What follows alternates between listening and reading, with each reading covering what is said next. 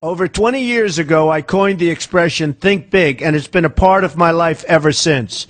It's also come true. I became an even bigger success after I said it than I was before. And that's one reason I think it's an important way to think. It obviously works, and that's what I'm going to talk about today. What I said exactly in my first book, The Art of the Deal, is as follows. I like thinking big. I always have. To me, it's very simple. If you're going to be thinking anyway, you might as well think big. That book was a bestseller, and it's considered a business classic at this point. But I never thought those words would become bestsellers in their own right. It's an interesting point that I'm famous for two very short statements. Think big and you're fired. But let's stick to the first one for today. And I'd suggest strongly that you pay attention so that you won't have to hear the second one. Thinking big starts with the details and grows from there. Because I'm a builder, I'm very aware of the importance of having a good foundation. You can't take chances in construction. You can't be haphazard and say, well, maybe this will work, maybe it won't, so let's try it and find out. Because a lot of people will be at risk. I have to know if something will work or not. Every inch has to be accounted for. In other words, thinking big starts with being thorough. So number one, be thorough. Don't count on happenstance to get you anywhere, because it won't. Number two, get a momentum going and keep your momentum going. You have to have big ideas, but you've got to have the energy to get them done, which can sometimes take a long time. If you don't have momentum, you will not have what it takes to get the job done.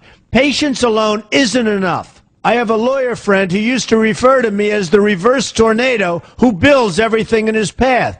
I always like that because it implies a lot of energy and a lot of momentum. And that's exactly what it takes to get anything done. So keep your momentum going. Number three, stay focused. You have to stay focused. The minute you lose focus, you will also be losing your momentum. They go together, and you will accomplish a lot more, even amazing things, if you make sure you keep these two things working together for you. I've seen very talented people literally go down the drain because they couldn't seem to keep their focus long enough to get anything done. In this day of multitasking, that can be a real challenge, but it's absolutely necessary. Ask yourself this question: what should I be thinking about right now? That simple question can restore your focus in no time at all. And your answer right now should be listening to Donald Trump. Number four, look at the solution, not the problem. This is very important if you ever want to learn to think big. And here's why. No matter what you do, you're bound to run into problems. It's just part of life, a part of business, a part of anything worth doing. If you let the problems get in your way, they'll become bigger than your idea was to begin with, and you will be a wipeout. No matter how bad things look, keep your focus on the solution, and you will be surprised how things can work out, and work out properly. One way I do this is to ask myself when confronting a possible problem, is this a blip or is this a catastrophe? A catastrophe is something like an earthquake, a tsunami, a war, and so forth, and a blip is everything else. Right away you'll have the right perspective and your equilibrium will be restored. So keep your focus on the solution. Number five, see opportunity for what it is, an opportunity. For example, why are you listening to me today? Curiosity? You like me? You don't like me? You want to learn? You have nothing else to do? You want to hear me tell you you're fired? I hope not, but whatever your reasons might be, they've brought you to a good place to get involved and to learn. And that's an opportunity right there. People think that because I'm rich and famous that I know everything. I know a lot. But one thing I know is that I don't know everything. So I ask myself this question every day. What can I learn today that I didn't know before? And you know what? I learn something new every single day. That's a big reason for my success, and the same thing can apply to you. Take the time to see today as an opportunity, and you'll be surprised by what can come your way.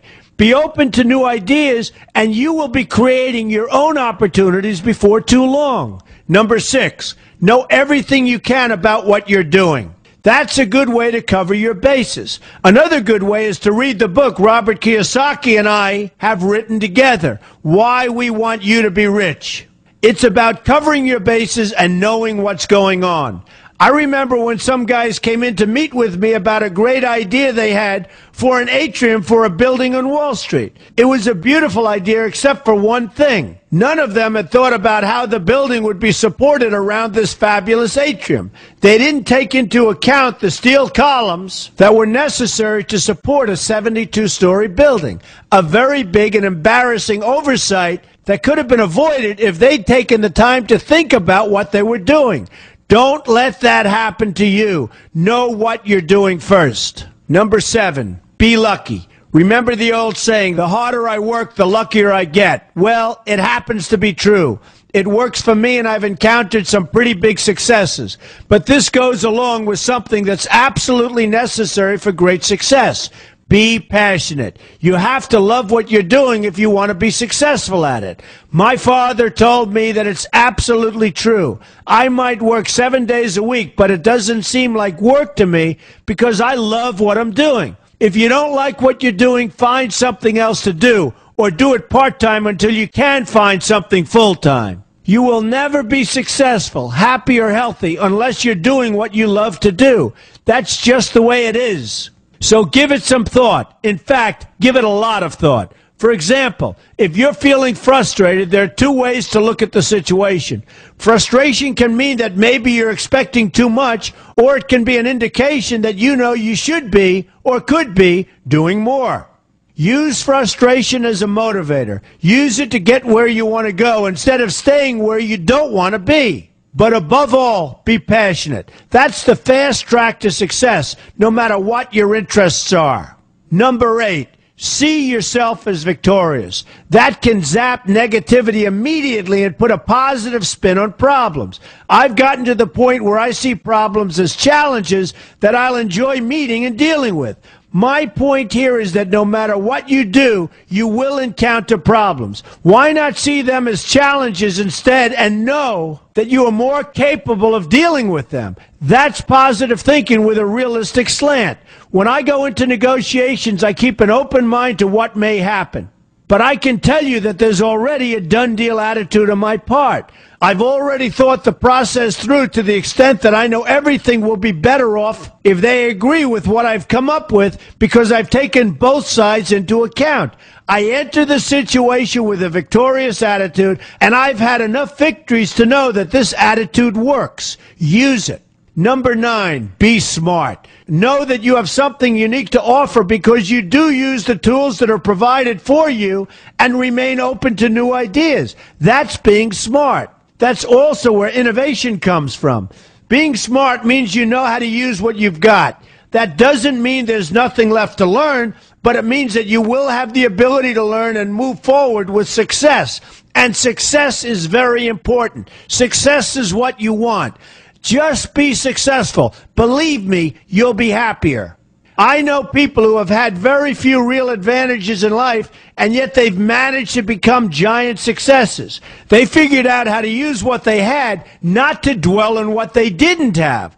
I'm convinced that everyone has something useful to offer, and if you apply yourself diligently, you'll find that you have what it takes to succeed, and you're going to be a lot happier for it. Number 10, above all, never give up. Never, never, never give up. The only time you will be a failure is if you quit trying.